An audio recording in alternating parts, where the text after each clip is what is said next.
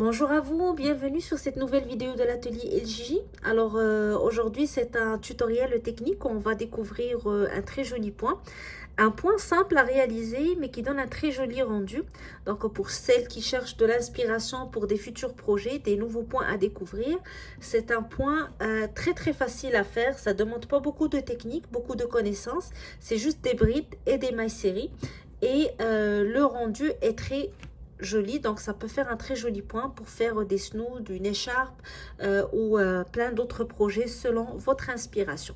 Alors on va voir ensemble comment réaliser ce point. Avant cela, si vous n'êtes pas abonné à la chaîne, c'est le temps de le faire. Vous pouvez découvrir plusieurs vidéos, projets et tutoriels sur la chaîne.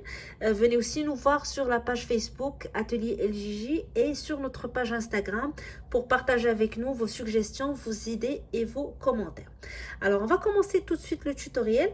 Pour l'échantillon que je vais vous présenter, j'ai utilisé une laine de grosseur moyenne, grosseur 4 avec un crochet 5.5. Bien sûr, vous allez choisir la laine et le crochet qui correspond le mieux au projet que vous voulez réaliser. Alors on commence tout de suite. Alors notre point se travaille sur une multiplication de 2. Nous allons commencer par réaliser notre chaînette de départ. Donc on doit réaliser une chaînette avec un nombre pair.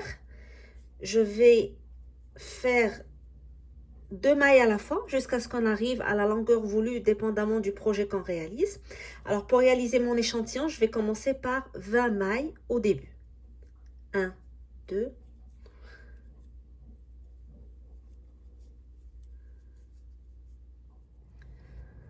alors j'ai terminé ma chaînette de 20 mailles pour mon échantillon. Maintenant je vais commencer la première rangée de mon point.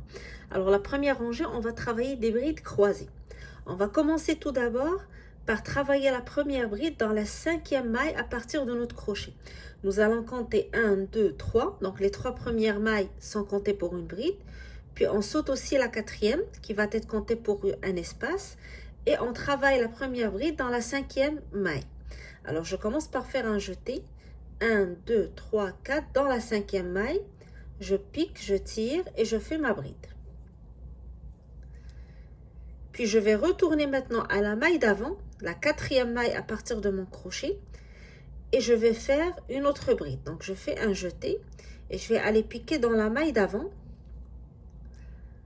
Je tire, je monte un petit peu, je tire sur le fil pour que ma bride soit à la même hauteur que la bride précédente. Donc puisqu'on travaille croisé, on a besoin d'un petit peu plus d'espace, sinon le point ne va pas donner un joli rendu. Donc on tire un petit peu vers le haut, puis jeté, je passe à travers de boucles, jeté, je passe à travers de boucles. Alors ces deux brides croisées, c'est la raison pour laquelle on appelle le point bride croisée. On va travailler toutes nos brides de cette manière, en les croisant. Je commence toujours par sauter la première maille. Dans la deuxième, je fais une bride, puis je retourne dans celle d'après pour faire la bride. Jeté, je saute une. Dans la suivante, je fais une bride. Puis je retourne à la maille que j'ai sautée et je fais une autre bride.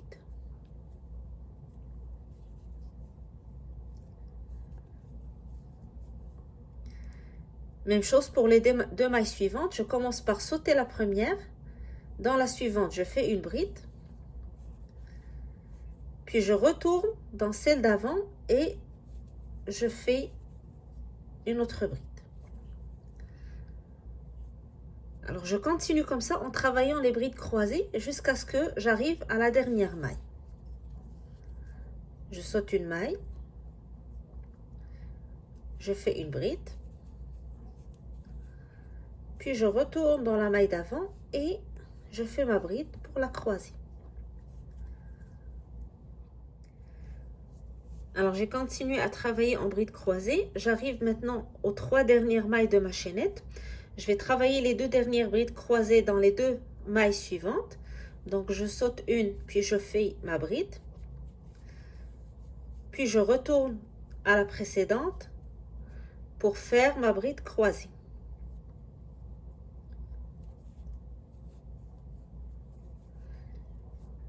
Il va me rester donc une seule maille de ma chaînette. Je vais faire une bride sur cette maille. Jeter, je pique dans la maille, je tire, jeter, je passe à travers deux boucles, jeter, je passe à travers deux boucles. Alors, on a commencé avec les 3 mailles en l'air qu'on a sautées, qui sont comptées pour une bride.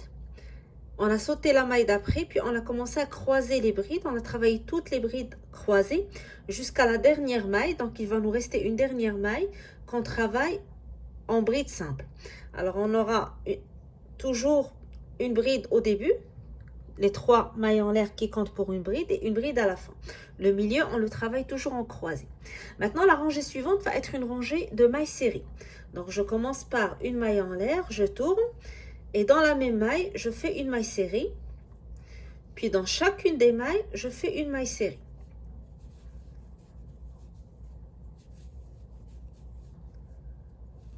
Et on va alterner entre deux rangées, une rangée en maille serrée, une rangée en bride croisée pour faire notre point.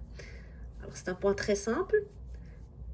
La technique est très simple. On utilise juste des brides et des mailles serrées. Mais en croisant les brides, ça donne un très joli rendu. Donc, ça change un petit peu des brides simples.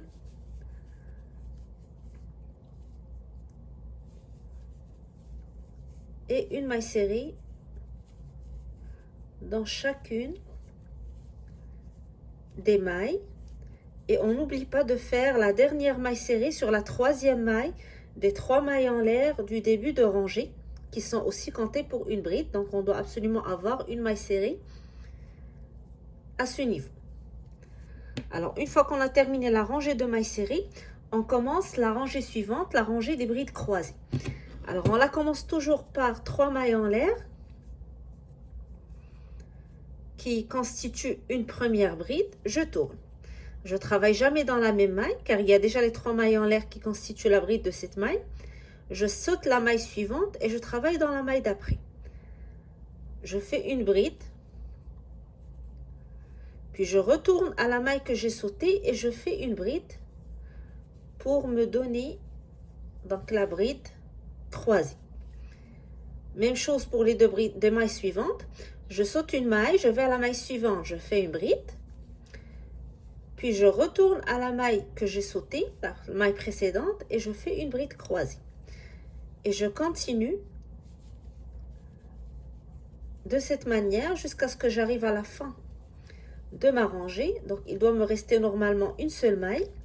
Je vais travailler une bride simple sur la dernière maille.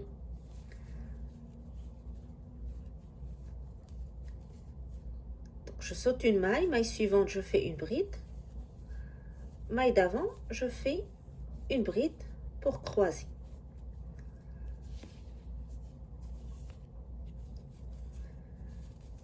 Et je continue rapidement, puisqu'on répète la même technique. Je saute une maille, maille suivante, je fais une bride. Maille précédente, je retourne et je fais une bride. Les 3 dernières mailles de ma rangée, je saute une maille, je fais une bride, je retourne à la maille précédente, je fais encore une bride. Il va me rester la dernière maille, je fais une bride simple sur la dernière maille. Et la rangée d'après va être une rangée de mailles serrées, donc une maille en l'air, je tourne. Dans la même maille, je fais ma première maille serrée, puis je continue une maille serrée sur chaque maille jusqu'à ce que j'arrive à la fin.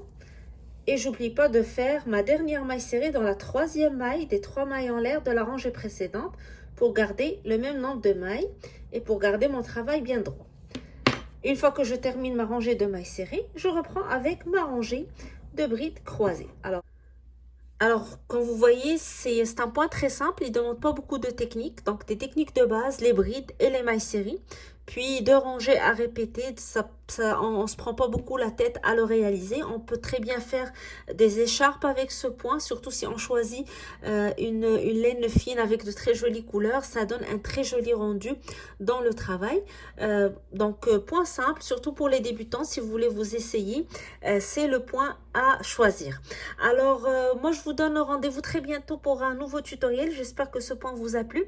N'hésitez pas à liker la vidéo, à la partager, surtout à vous abonner à la chaîne.